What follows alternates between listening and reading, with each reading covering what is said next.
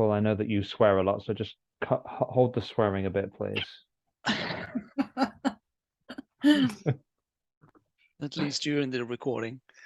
So we do have an agenda, but we're completely open and flexible to change that and play as like if questions or ideas or different things come up. But we're just happy to be here and to share and explore and meeting new friends and old.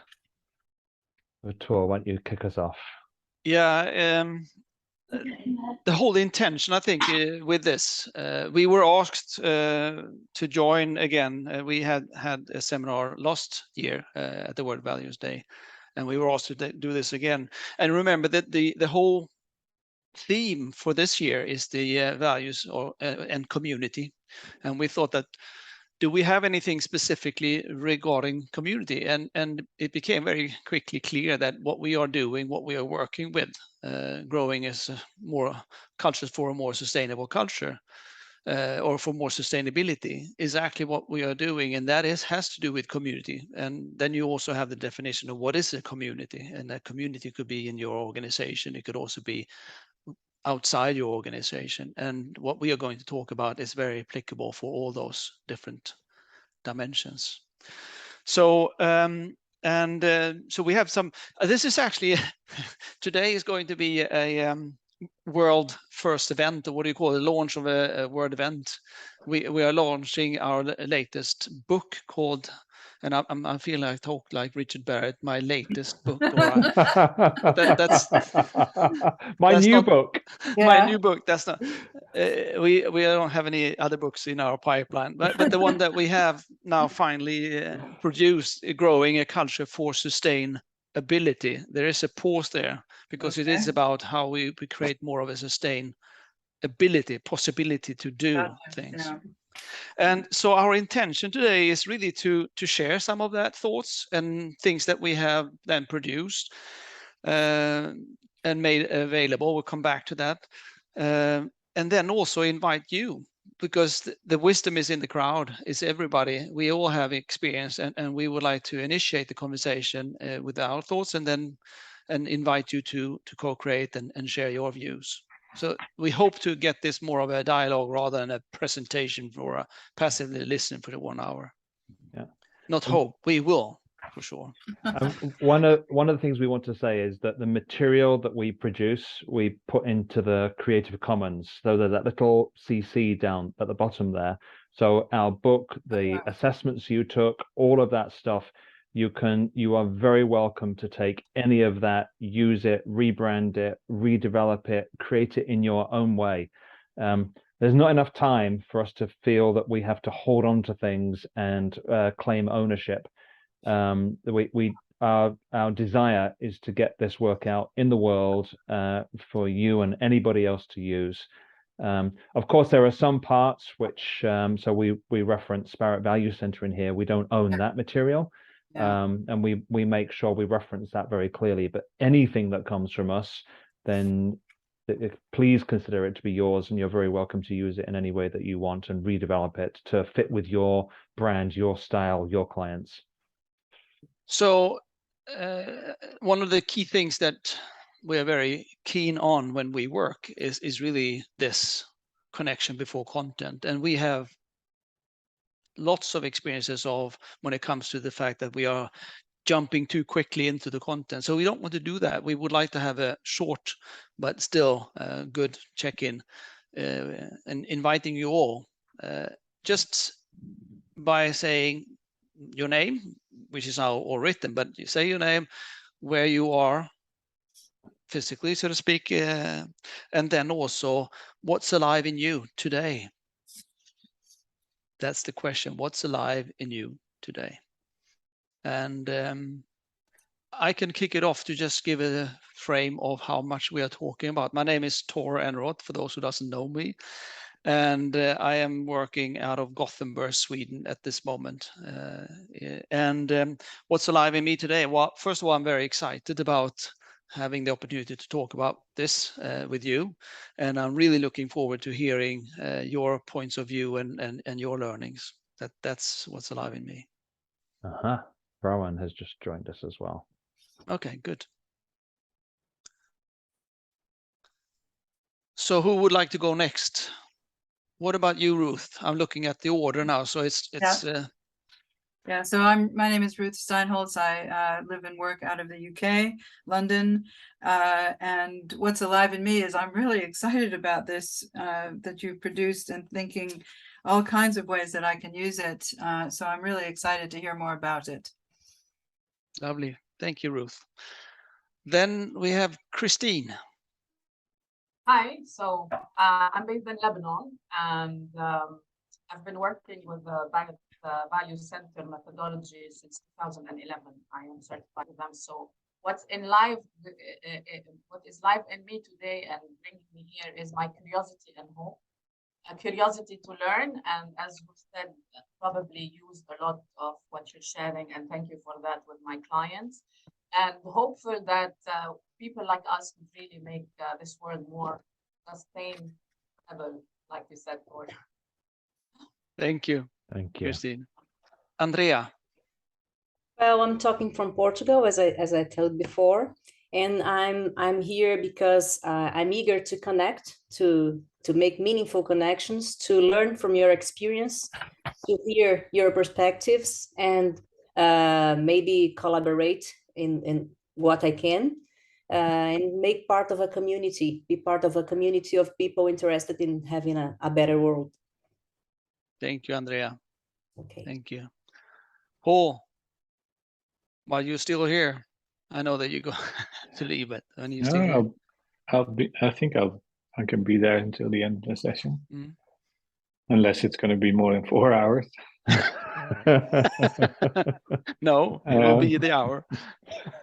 So my name is Paul. At the moment I'm in Wyke, UK, and I'll be traveling home in the Netherlands in a couple of hours. What's alive in me today? A bit of yesterday. Phil and I facilitated a meeting, very business-like, but at the end of the day, we concluded with the person that was leading this team that they restored part of their self-esteem, which is a big step for them. It took about 9 months to get them to be a bit proud of what they accomplished, and that's still a bit there. Going home is alive.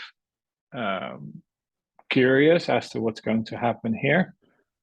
Very curious. There's a lot of initiatives somehow that I'm involved in this week and also coming weeks that are around these topics. So very curious what that all will bring. Thank you, Paul.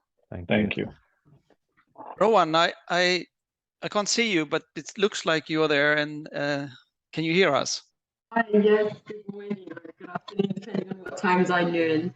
I'm just having some issues with the Wi-Fi, so I'm just trying to switch over and then I'll get my camera on and everything. Okay. But lovely to meet all of you. I didn't hear everyone's intro, but I'm sure we've got brilliant people here in this space.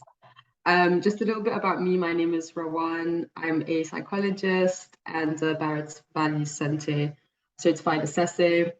I actually wasn't meant to be joining the school. It was my director, but he's kind of caught up with some things. So I have the pleasure of being in this space. And yeah, talking about values and celebrating values in the world and seeing how we can find more congruence with that in the workplace. So wonderful. Yeah.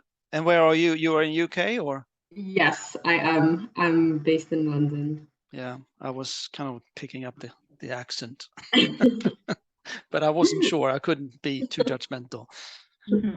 Lovely to have you here. Thank you for having me. So let's then start, Phil. And well, shall I? I just want to share. Oh as yeah, well, you actually. want to share? Yeah, that would be a good well, bridge to the actually, next one. I've got two big things going on. One is I'm still very much in the energy of the session that Paul and I ran yesterday, and there's the words of an Alanis Morissette song that still I love this song. My mission is to keep the light in your eyes. My mission is to keep the light in your eyes ablaze. And there were two people particularly at the meeting yesterday who I sent messages this morning to appreciate to say thank you for showing up, thank you for standing in your power, thank you for being present and calm and confident. And they both sent me responses back to say how much they appreciated getting that feedback. And so I enjoy catching people doing things right and letting them know that. So that feels good. And then after this session, very soon, I'll be starting to pack up because I'm going away on holiday next week, going to Wales with my wife and her sisters and families. And so that's alive in me as well. Thank you, Phil. So let's, we thought that it would be good to kind of give you a little bit of background story about why we are where we are and why we do what we do and focus on and believe in what we believe in, so to speak. And we thought that this statement by Rumi is a good statement. Yesterday I was clever, so I wanted to change the world. Today I'm wise, so I'm changing myself. And that kind of captures very much of the essence of our insight, so to speak. And why don't you give some starting point to this story of what brought us here, Phil? Yeah. So in 20, I mean, we could decide how far we want to go back, but actually, I'm going to start this story in 2015, at the time that 193 different nations were signing the Sustainable Development Goals, which is the picture that sits behind me. And I think both Tor and I had this feeling like, oh, this is really important, but we're not quite sure what to do about it. And we started to make, how do we contribute to this? And we started to make ideas. And I went to the United Nations with a team that I was supporting at the time with ISEC to create an agreement between the world's largest student organization, the United Nations, for their work for the Sustainable Development Goals. And then with John Campbell, who's one of the Barrett trainers, and I know that Ruth was there as well, we delivered the beginning of ideas of what working with values and the Sustainable Development Goals might look like at our conference in Canada. But then it went very quiet for a couple of years, and I became ill and went away for a little while. But what was growing inside of me was a passion to do something with this. And I know that was inside of Tor as well. And then about 3 years ago, we had a question from Wendy Van Tol, who was a lead consultant at PwC in the Netherlands, to say, like, many more of her clients were connecting their purpose and strategy and products and services to the UN SDGs, but they didn't know how to connect their culture to that. And was it possible to do that? And what that did was trigger a piece of work for Tor and I, and actually my wife Catherine was very involved in that as well, to develop a whole new framework to directly connect the values into the UN Sustainable Development Goals.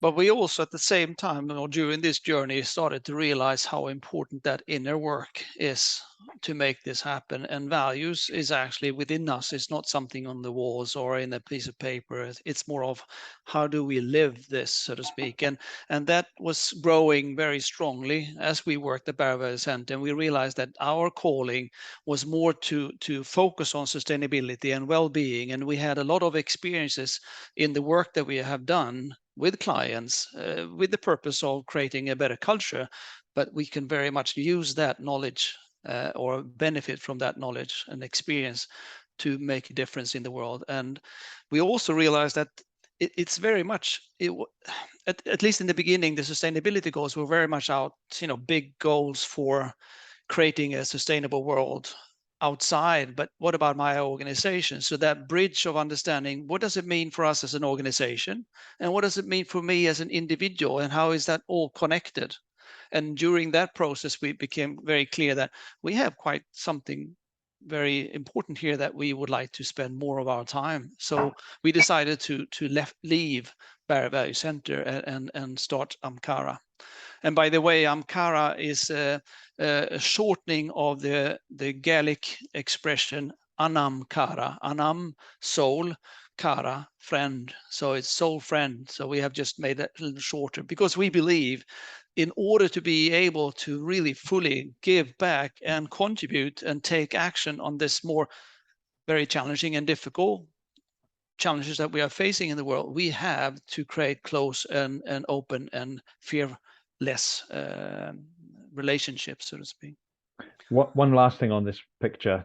Tora and I were in San Francisco at the end of last year, working with one of the big social media companies, and we took this based on another picture I had seen, but we took this, and bridges have a very important part in Tora and my history.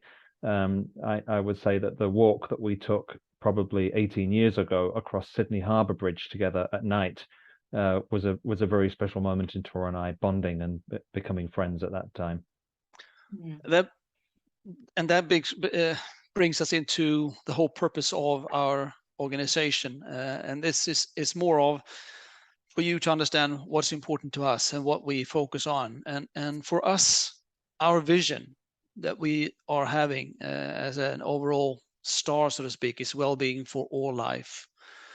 And in order to be able to accomplish that, we believe that we have to be a beacon, and hopefully that create bridges for people, leaders, consultants around the world to be able to benefit from our experiences, but also each other's, as Andrea was talking about, to be able to make it. Because we can't do this alone. Nobody can do this alone. But if we pull together, we can do that. So it's really about external collaboration with like-minded people. That's really the external mission as we have. Mm. And this summer, yeah, Phil. Yeah, I was going to say, for like, some of you all know that this framework is the 4 Whys framework that Richard Barrett created, and our internal vision is like, what's in it for us?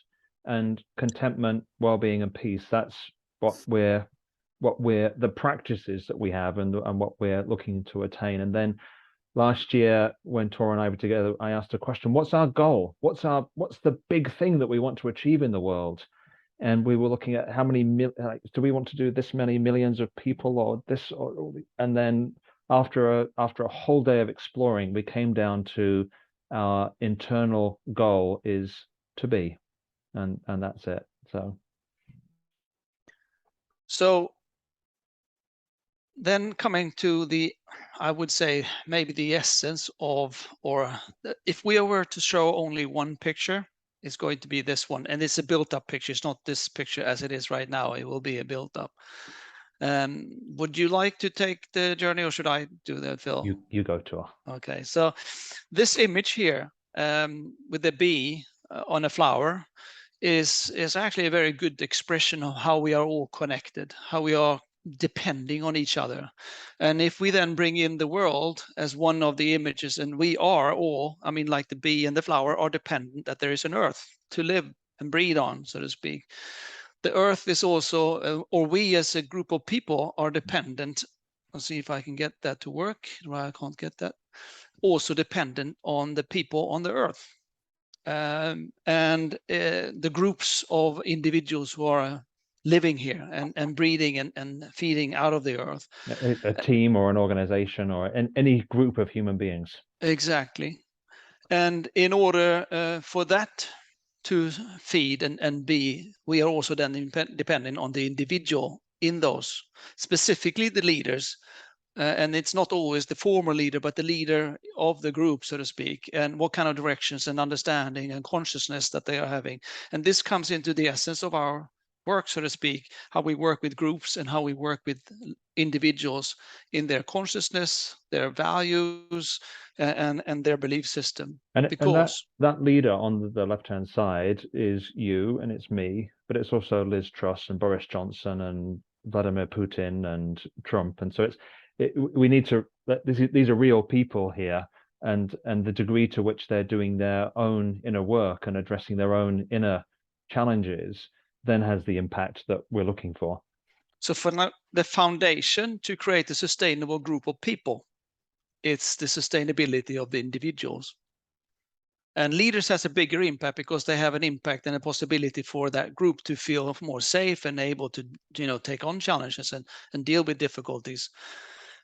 But it's also each individual. And if each individual, as we believe, so this inner human dimension is so fundamental, and we then use the Barrett model as one of the, I have to say, one of the ways on how we can explore and understand that.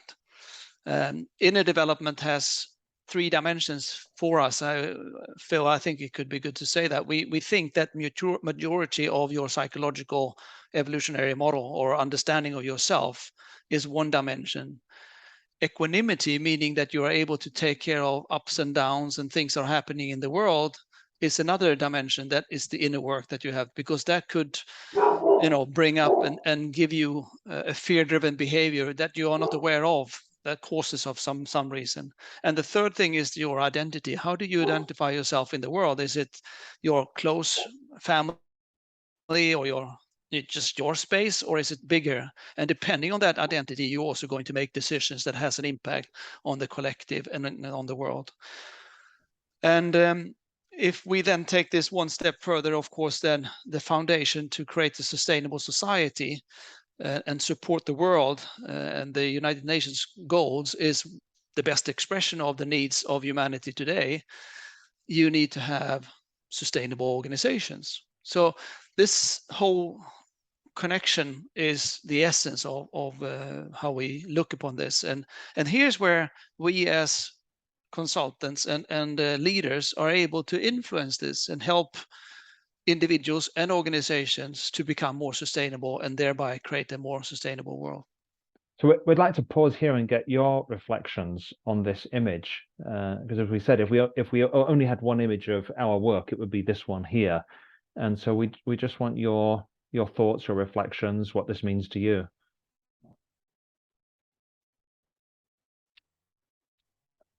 Please feel free to just talk when you're ready.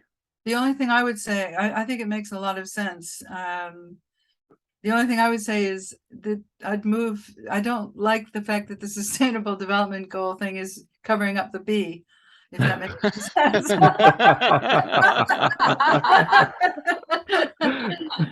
We can fix that. Yeah, because I think, I think the B image, that this being superimposed upon the B image is really powerful, because the B, of course, is always cross-pollinating between everything. And that's essentially what you're talking about, I guess, in part. Yeah. But yeah, no, otherwise I think it's fantastic. Well, maybe the bee could be pollinating on the sustainability goals. Who knows? Yeah. Andrea, what are your reflections? It's amazing. I think it brings us the systemic perspective. That is what it talks to me, and the evolution perspective also in the Barrett model that I'm a fan and I'm also certified in. And I think it makes total sense to be connected with the Sustainable Development Goals, because it's the feedback from the system. Yeah. Thank you. One thing that comes to mind for me is, often in the corporate space, you have a lot of organizations talking about becoming the best at what they do, and bringing this lens of sustainability, I feel like tweaks that a bit. So instead of trying to be the best you in the world, how can you be the best for the world? And I really, really value that interconnectedness through this lens. So that's something that I just wanted to share. A lot of organizations that we work with or have been working with has this focus on their inner work and how they can actually become successful. So the focus is on the center, but seeing, okay, what can we do? What are the goals inside of the 17 sustainability goals that we can contribute to? And then that's it, without understanding that if we are not sustainable ourselves, we're not going to be able to contribute to a sustainable world. Adding up on whatever everybody said, and I totally agree, it's what you're saying, Tor. I think linking the 7 levels to the sustainable goal has strengthened the business case when it comes to corporates, because by the end of the day, and we've lived it here in Lebanon, our country survived on the private sector, and this is the people that really made a difference. But sometimes, organizations need to be connected to something more, tangible for them. And I think the link between the personal work that needs to be done and how the company will impact on a societal level strengthens the business case and has a very strong, connection for people to be more, to get more buy-in from people and to realize that without the inner work and without the collective work that organizations do at the level of consciousness, we definitely won't be able to create these sustainable goals as sustainable, turning them from, goals to real, how do you say, sustainable, sustainable at the level of not ticking the box, but also truly living it. And here's, I mean, our journey to realize our knowledge as the same as you as professional coaches and consultants, we have something to contribute, not specifically to each of the sustainability goals, but the fact of creating a sustainable environment, the sustainable individuals, to create more consciousness among either the individual or the collective is our profession. And by that, we are actually contributing. So that's what we're seeing. Hello, Rowan, that was the name. Rowan. Sorry. Yeah, Rowan. Yeah. Nice to see you. Nice to see you. So I'm looking at time, Phil. Let's move on. Should we move on? Because what we then did, that Phil was talking about, that we tried to take the 7 levels coming from when this question, is it possible to align the values to the 17 goals? And it was not possible, but we found another path to do so, and that was to connect it to what the United Nations has developed. It's an evolution of the triple bottom line to the 5 Ps, which is people, prosperity, partnership, planet, and peace. Let's see here. Well, let's talk about this next picture, because this comes from a values assessment that we did. So using the Barrett Values Center values assessment, are you able to pull that up, Tor? I am there trying. There we are. I got it. So this is the senior executive team of an organization with 150,000 employees working all around the world. And what comes to mind is another session I went to recently where somebody said, healing is the awareness of all aspects of self. And so this is creating new awareness and becoming aware of things we didn't know before. And for this particular organization, they put out an amazing message about their own sustainability, ambitions, net zero, circular economy, all sorts of things, and also how they were going to support their clients in becoming sustainable as well. And yet, this was their real result. So when you look here at the current culture, you can see planet and peace. There's no representation there at all. And to keep this story short, one of their leaders looked at the limiting values under peace: hierarchy, empire building, manipulation, blame, and power, and said, if this is how we're operating internally, how can we ever be a force for good in the world? And that was an awareness moment. They were now consciously incompetent in this area of peace, and knew that they had their own inner work as individuals and an executive team to do to start to spread that through the organization, so that all of their sustainability ambitions shifted into a new level of possibility. And they also recognized that this strong call for having a much more of meeting the needs of the people dimension in order to create that possibility, both from a leadership perspective, but also from an employee perspective. Yeah, there was actually levels of burnout in the organization that were causing suicide, and so thinking about sustainability, that's not a sustainable situation. And the call from their people, like, you look after us, and then we can do the job of looking after the world, and that message came through really clearly. So in the light of all these things that we have talked about right now about this journey, we then decided, let's then write something that we can share. And again, underlining that this is a free book. If you would like to take the content and make it your own, it's completely fine, but you have it and it's already online. So this is an active link that you can download the whole PDF. and work with it.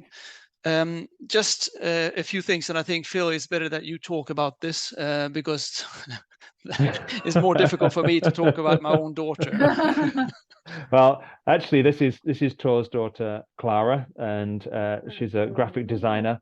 Had a training in the Netherlands, and she actually, when we started this project, I can tell the difference in her over the last year of her evolution in working with this, her level of confidence and presence.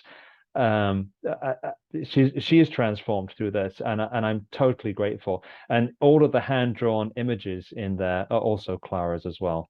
So she's become a really important and valued member of our team, and she may listen to this afterwards, but lots of gratitude to Clara.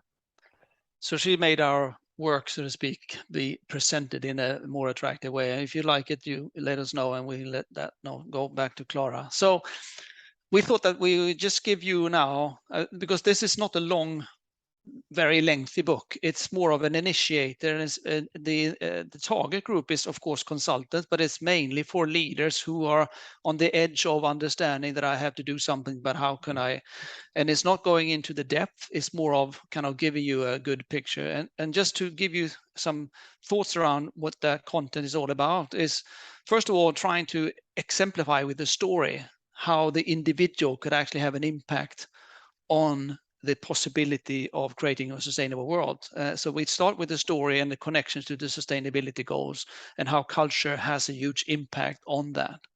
That's more of describing kind of what this is all about. Then what is a sustainable culture, and what are the values and behavior that creates a sustainable culture? That's a whole chapter regarding that. And Phil, you interrupt me if I'm going too quickly through here. And then we say, what are the benefits? Why should we spend time on this? And there's a lot of different dimensions from an organizational and from a business perspective to invest in this. And there's a lot of research regarding that. And if there's anything that we start, because it has taken us 2 years to do this, it's starting to be a little obsolete, that there are more facts than we have in the book. So excuse us for that.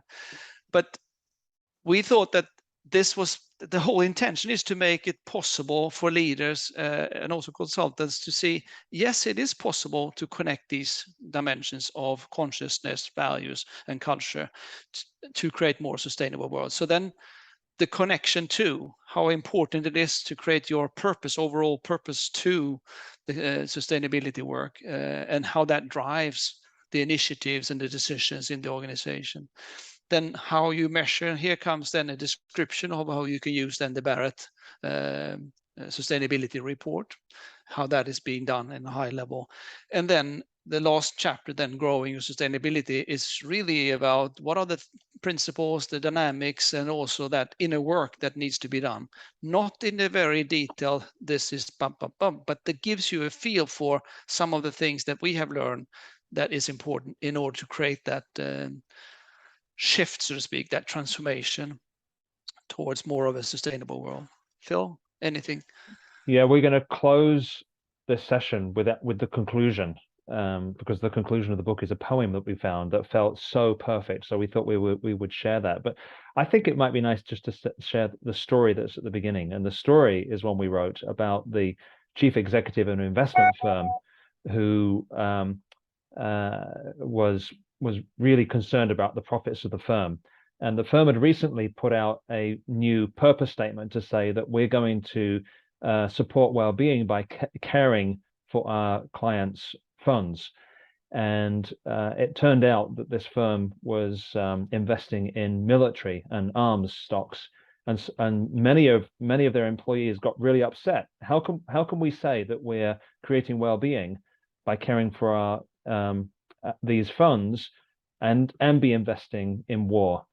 And so there was a big battle that happened over that. And so in the story, the chief executive blocked the idea. Profit is far more important, and we have to care for our clients. That's far more important.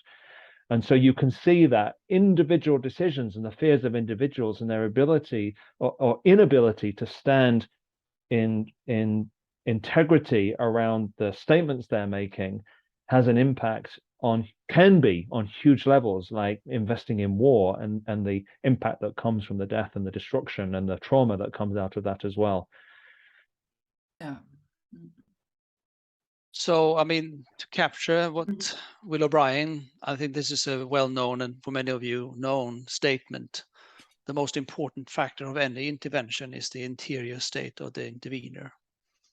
Meaning that, I mean, you have to go in, you have to work with yourself, and you have to create that consciousness about what is important to me, what are the decisions I make, what kind of impact does that have on me, so to speak. And for us then, this has been, you know, in the book we write about this in 3 different phases very shortly, about being, doing, saying, and doing. So, I mean, first it starts with my inner consciousness of my own being, then how I express that in what I'm saying I'm going to do, but also then how it's being manifested in the actions that I'm taking as an organization or as an individual for that sake. But it's very much about creating consciousness around that. And the whole thing that we have then thought of, what can we then do for that, is to initiate those kind of consciousness or conscious thoughts, is to offer some free assessments where you review yourself. And that's what we have then done, is to give you one of those. We have 5 different new assessments that are free online. And if you would like to, again, I'd like to label this with my own branding. We could give you all the material and show you how that could be done. Or you can use this one. You will get this free. And we asked you to do this one because this has the dimension of the connection to the collective sustainability goals in terms of the 5 Ps. The other assessment doesn't have that, or I think one more has that. Mm-hmm.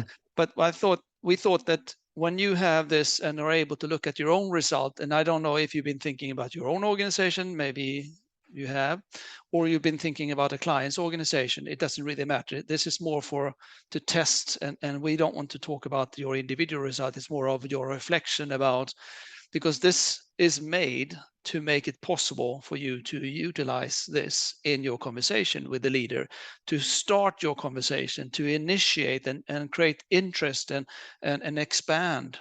It's not to give the answers, it's to initiate the conversation. And we thought that it would be good to have a conversation here of how you can see that this could be used in your organization. I just wanted to share one thing. In the first versions of this survey, the personal and the organizational, I sent to a friend in Australia who runs a charity, and she took it, and 5 minutes later she called me back and she said, "Oh my God, there's things in here I'd never thought of. There are 3 things I can change in my life, and there are 2 things I can change in my organization today." And so it was that it was just that question that's like, I'd never thought about that, and these are easy changes I can make. So that was quite exciting for me to see how the impact so quickly. So we would love to hear your thoughts, your takeaways, because I think most of you actually took this before like in preparation Rowan for this session. I don't think you have done it. No, No. I didn't. Okay. But we'll send you the link so that you can do that as well. Thank you. All these links are all up on our website and Yeah. easy to use there.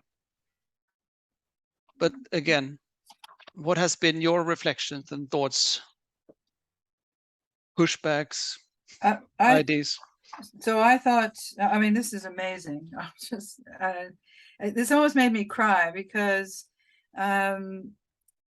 Don't cry. Don't cry if you want. But for joy, in the sense, no, because this takes things to the next level, and I've sort of been frustrated about how to find that next level, and you just sent it to me with a link. I mean, honestly, I think the pages that have, well, the whole thing is amazing, and it's made even more amazing by these questions.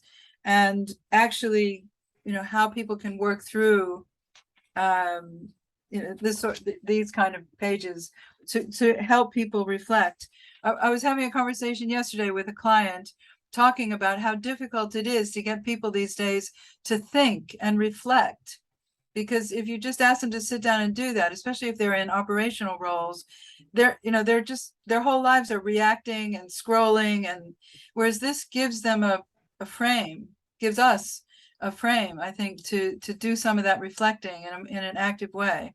So I just think it's amazing. Thank you. Thank you, Ruth. Thank you, Ruth. That's- It that's almost nice makes to me hear. cry. I'm showing this, Rowan, since you are not able, you haven't seen it, so I'm flipping Okay. through some of the ones that they are referring, what Ruth is referring to. I think it was because it is. Yeah.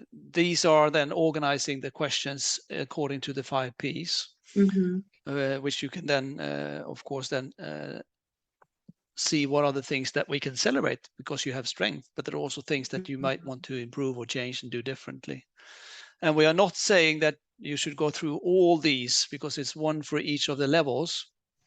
That's not the intention. The intention is for you to say, okay, I have, and in this case, you have an overview where you get your results, so you can see which area where you have your strength, but also where do I have something that I partly agree or even disagree with, so to speak, and thereby asking to explore that kind of question. Christine, are you holding up your hand or are you just fiddling your pen?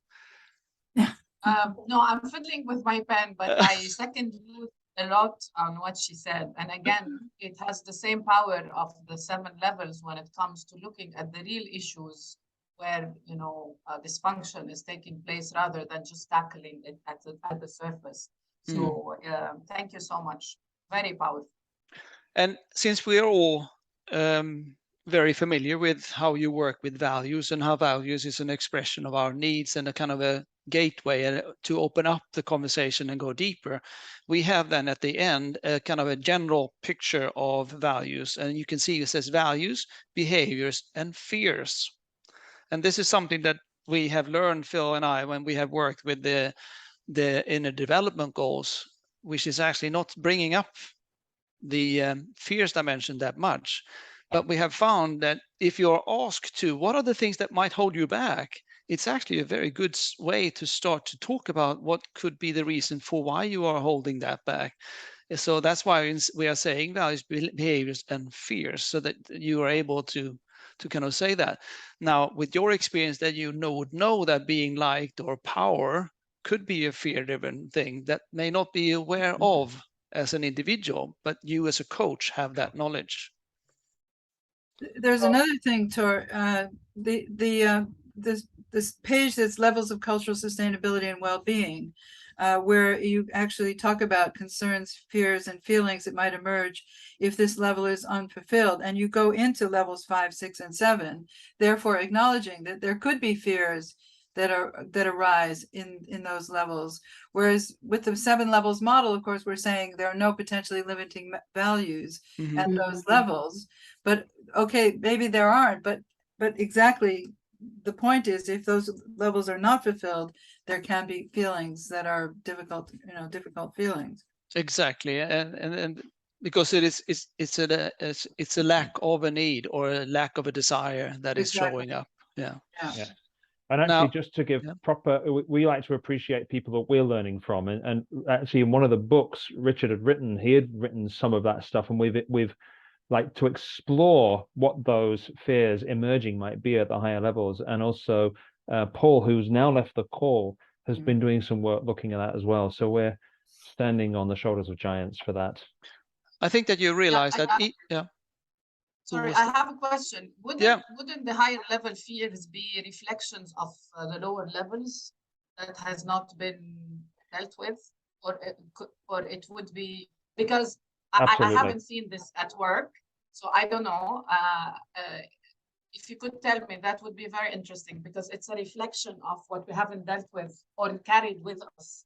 While it's if you look at the heading that we have on the top here, it says concerns, fears, and feelings. It may not, I mean, I am on level 4. I'm feeling that we are not making any progress you can say that that could be connected to level 3, but it is actually something that is connected to 4 that we are not pushing or doing or letting go and so on, and having fear that is holding us back and so on. So it's the concerns that you might have. Could be. So I don't know if I'm going to talk of the lack of connection with other ones, that my thinking is not to be. Is that a fear? It's a concern. It's a feeling that I have. It's something that is emerging inside of me that kind of hold me back. Can I just maybe get an insight that this sort of unlocked in me is if you are someone who, you know, doesn't have potentially limiting values, for example, at level 2, and you're in an organization where connection isn't happening. So you may not have issues at that level, but the organization is not fulfilling your, you know, your needs for connection. And if people are unable to collaborate with others to make a difference in an organization, there will be some people who don't have potentially limiting values who are experiencing these concerns. Yeah, exactly. Actually, in some of Richard's later writing, he goes on to talk about the unresolved challenges at levels 1, 2, and 3. Then, as I try to shift into 5, 6, and 7, then they like at level 1 will cause challenges at level 5. Level 2 will cause challenges at level 6. And for myself, I know that my frustrations and inability to operationalize my vision and my soul desires turned into depression when I couldn't make that work. And that took a long time to come through, but that my own personal experiences that there are limiting aspects in those higher levels. And also Richard is, if I refer back to his thinking, is that, I mean, if you have suffering from level 1, having fear of not surviving, you will have difficulties on level 5, showing up that I'm not going to let go and take a risk and find myself and so on. If you have difficulties on level 2 to connect and relate with people, you're also going to have difficulties to make a difference in a collective common good perspective. And the third level of frustration, of feeling that I'm not good enough, is going to be very difficult to be of service and giving back to humanity. So there is connections like that. Can I think it's important though to look at it the other way, because this goes to why we you know, people who are more concerned about sustainability and have good values, why are we trapped in societies at the moment where the opposite is being expressed? And how frustrated are we? And I mean, and you know, I'm sure a lot of people are actually depressed about what's going on. And so it's not that we're lacking, you know, that we have issues at these levels, but we're living in a society apparently dominated by people who do. And how do we fix, you know, I guess, I mean, the answer is what we're doing, but I don't know this. I pull up a very, very old book that happens to be on my desk at the moment. It's called Egonomics, and the biggest fear or the biggest obstacle for humanity is our own unconscious fear. Yeah, definitely. But then I would like to say something in the light of that and say, thank God we have an ego, because the ego has shaped us to who we are. It's the unconscious holding us back that is the trap, and that's why consciousness comes in as a very important part of the journey, to understand what are those things that might hold me back to free my full potential. Let's move on, because I want to have time to finish this and get closing reflections. But one final thing with this one, if you just go to the next picture, please, Tor. The next one, that one there. So you see at level 7, we ensure the human rights of all stakeholders in our supply chain. I can't answer that as a totally agree one, because this morning I ran out of ink. My printer, I ran out of ink. I have no idea where HP get their ink from and their care for people and things. So this requires me now to become more conscious and write to HP and find out, where do you get your ink from and who is involved in that supply chain and how do the people get cared for? And so this is creating for me, when I answered this, I can't answer everything, completely agree, because I've got more work to do too. But that brings me also into this one. This is the other one that some of you we have seen have taken. By the way, we see all the ones that are taking the survey. We can see those results, and we are thinking of using that as a point, kind of see the pattern of things that are showing up, not in any other way. But in this case, then the personal sustainability and wellness assessment is, as you can see, it doesn't have the 5 Ps, but it's very much the same type of structure, but from an individual perspective. And it's a good Kickstarter, so to speak, or initiator for a conversation with the leader to see, okay, if I'm not able to, what are the things that I then could hold me back? What are the things that I need to do in order to create more myself, become more viable? And we have no intention to say that we have a complete list. This is the final answer. Here you have all the answers. No way. But it's something that you get started with, and that's how we look upon it. Great. Anything that you would like to add to this, Phil? No, I'm good. I'm good. Okay. I just appreciating Clara again for all the graphics and all these little images and designs she's done. So when it's funny, a little story. To just go back one, so we can come back to this in a second. But a little story. Earlier in the summer, Tora and we finished the book, and then we sent it out to 4 or 5 friends, including Richard Barrett, for comment. And thought, could we get some edits? Could we get some appreciations and things that like oh, this is a good book because, or whatever. And actually, what came back was, this book is nowhere near finished, and you've missed this, and you've not done that. And so hopefully we are closer to a more finished book now. But as well as being slightly disappointed, that was also great to get all of that. And then we had to go back and redevelop many parts and put more of our own personality into it. And then what was asked from a number of people was, you have to have a conclusion for this book. And so what I want to share with you now is not the conclusion that we wrote, but the conclusion that we found by this wonderful poet, Gary Snyder. The rising hills, the slopes of statistics that lie before us, the steep climb of everything going up, up, as we all go down.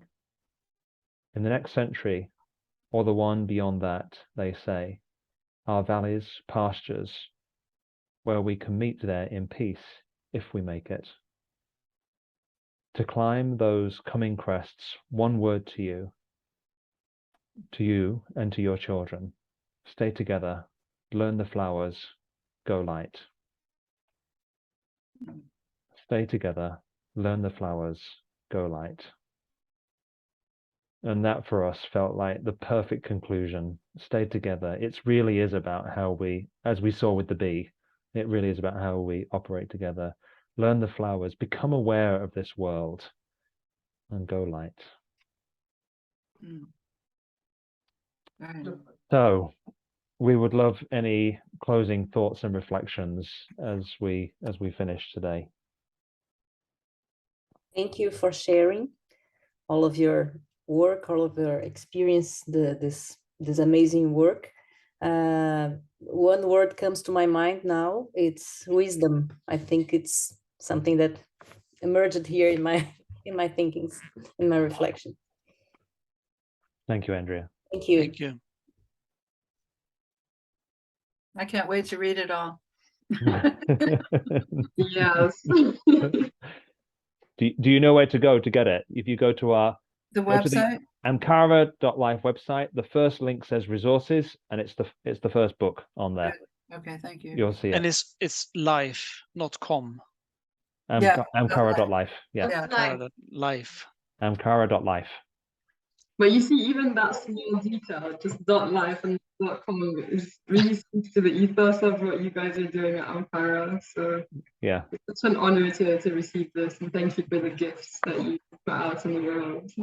Truly. Thank you, Rowan. Thank you. Well, the best way to pay back is to do the work yourself, not having to do what we have done, but use what you want and help contribute to a more sustainable world. Will do.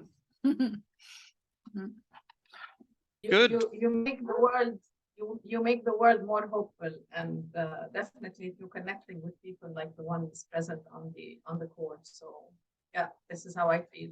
I went in with curiosity and hope, and I leave with a lot of hope. Thank you. Thank you. Yeah, thanks so much, guys. Good. Let's stay connected, as Andrea said. Yeah, Let's definitely. keep our collective wisdom as at our core, and be generous with what we have, because then we can make it. And thank you to World Values Day and the whole amazing team there for making this possible as well. Yeah, Absolutely. Right. Absolutely. Okay. All right. Thank Love you and very much. blessings. Thanks. Have a wonderful weekend. yeah, you too. Bye bye. Bye bye.